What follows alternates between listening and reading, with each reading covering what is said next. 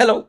So today I'm going to talk about The Lies of Locke Lamora by Scott Lynch. So I am constantly looking for books that I think are entry points into the fantasy genre. I do the same for sci-fi novels as well. I think some people are put off by fantasy novels with the idea of the very complicated magic systems or the excessive world building. And I kind of love that stuff, but I do get their point. In the wrong hands, complicated magic systems, excessive world building can really replace character and plot. But every now and then I read a book that feels like the perfect entry point to fantasy for people who are keen to try it out but might be put off for the reasons I've just mentioned. And this is exactly that kind of book. The Lies of Locke Lamora deals with themes of identity, loyalty, power and corruption, and revenge. It's a gripping fantasy novel that follows the adventures of a group of thieves in a city called Camorr. And this novel is just absolutely jam-packed with action, intrigue, adventure, and complex characters. The novel follows the exploits of a group of thieves called the Gentlemen Bastards, led by a character called Locke Lamora.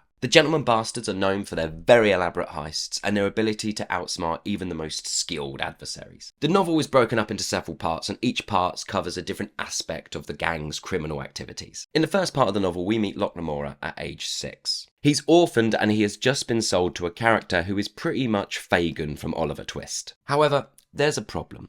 Fagin buys these orphans in order to train them to be thieves to go out and make him money, but Locke Lamora, he likes stealing just a little too much. He likes stealing so much and getting into general mischief all the time that he is causing nothing but headaches for this Fagin-style character. Of course, I'm calling him a Fagin-style character because I just can't remember his name. So to save himself some headache, this Fagin-style character decides to sell Locke to this character called Chains. Chains is also a thief, but of an entirely different variety. Chains is a kind of mastermind, and he is much more interested on bigger scores and performing what we would call the long con. So Locke trains under Chains in order to become a master thief, along with some other orphaned boys that Chains owns. We have, Cowlo, Bug, Goldo, and Jean. And of course, these orphaned boys grow up to become the gang known as the Gentlemen Bastards. Out of the entirety of the gang, I would say that Locke is closest with Jean.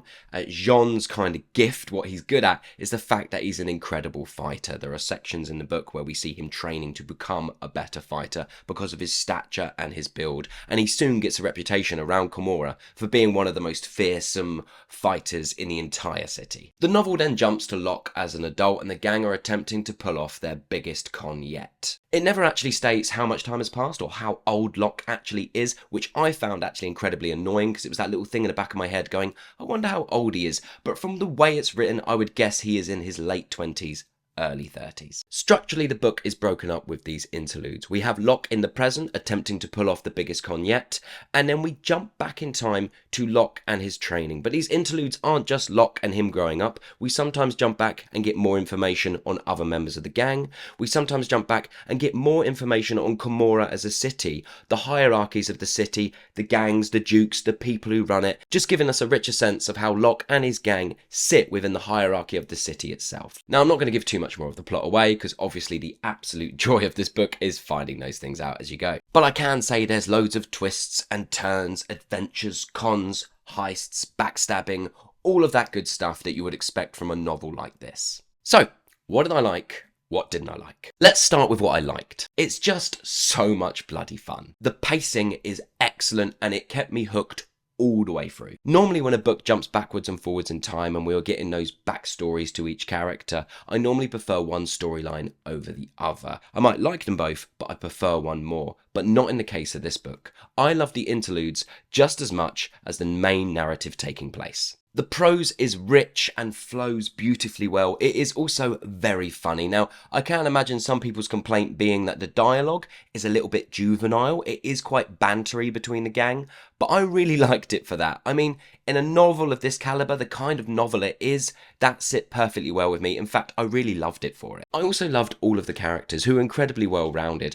For a breakneck paced novel like this that just doesn't slow down, sometimes we suffer from getting characters that feel a little one-dimensional. one-dimensional. But in this case, I think Scott Lynch has done an incredible job of giving us nicely layered characters whilst not sacrificing the speed and pace of the plot. And the final thing that I liked/loved, even though there's probably loads that just aren't popping into my mind right now, is the world building, which feels really effortless. It kind of just flows through the plot and the characters, and it's never at the expense of the plot or the characters. There is magic in this world, and the novel does a good job of giving you just enough information to not have a million questions about it, but it never feels bloated or overloaded. Some people may not like it for that, thinking it's a bit too simple, but yet again, this is a con, heist, adventure novel. We shouldn't be sacrificing the pace of the novel in order to explain these things, and Scott Lynch does a really good job of giving us everything we need to not have a million questions about it. So what didn't I like? Two things. At times, and not all the way through the novel, it felt like luck had a lot to do with Locke Lamora getting out of certain situations. Not all the time. Sometimes he uses his smarts or the gang and their plan that they've laid out in order to get through an obstacle. But yeah, it's a few moments where I just went to myself, plot-wise, that's just a bit of luck helping him out there. And it never damaged my experience. But yeah, when I really thought about it, I thought maybe something more could have been done there, and we just don't rely on luck. But then, luck exists, and in a novel like this, why the hell not? So I'm kind of like, it's something I sort of disliked, but it didn't damage the book for me. And my second dislike, female characters. At the start, I was really worried that the female characters were going to just be wise old women or prostitutes. At the start, I was a bit like, oh no, this novel has so much going for it, but this feels like a real weakness in it. And thankfully, as the novel progressed, that wasn't the case. We do get a variety of strong, intelligent, intuitive, smart female characters popping up. But they weren't really fleshed out as much as I would have liked. They sit very much in that secondary bit part character, and yet I just wanted them to be a little bigger, just given a little bit more time. Side note, there is a character called Sabbatha in the novel who keeps getting mentioned. She's not given that much time, you're not given too many details, but from what I can deduct from what the text is giving me, she is a love interest of Locke's. She grew up with Locke, and she was a member of Chain's gang, one of the orphans, etc. So I'm hoping that we might get a more focused female character who's given a bit more time in one of the future books. There is a total of 3 books released so far, so hopefully she appears more in one of those. So, to sum up, thoughts and feelings, I absolutely love this book. As far as the fantasy genre is concerned, I just thought it was great. And exactly what I go to fantasy for, really, a bit of fun escapism, and I loved it for it. So as mentioned, there have been 3 of the Gentleman Bastards books released so far. However, I've done a little bit of Googling, and it has been 10 years since the 3rd book was released. So I don't know if we are in the dangerous territory of this being a series that might never get finished. However, I did some further Googling and I did find out that Scott Lynch has been suffering with physical and mental health for the past 10 years, which is why the 4th book has been delayed.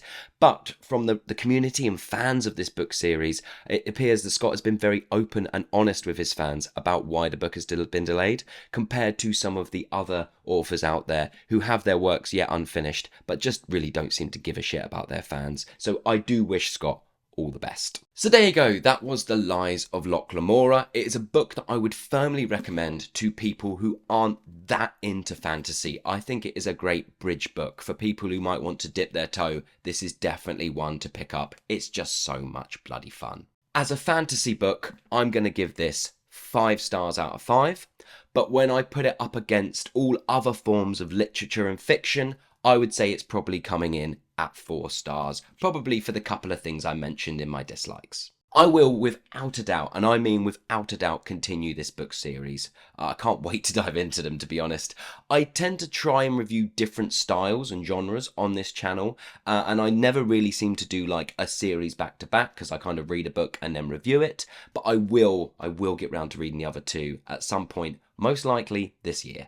So there you go. Have you read The Lies of Locke Lamora? Did you enjoy it? Did you hate it? If you did, please let me know your reasons for why you hated it in the comments below. Or if you loved it, also let me know in the comments below. I really appreciate you taking the time to watch all the way up until this point. If you have watched all the way up until this point, please like, subscribe and all that jazz. It really helps me out. And I'll see you all on the next one.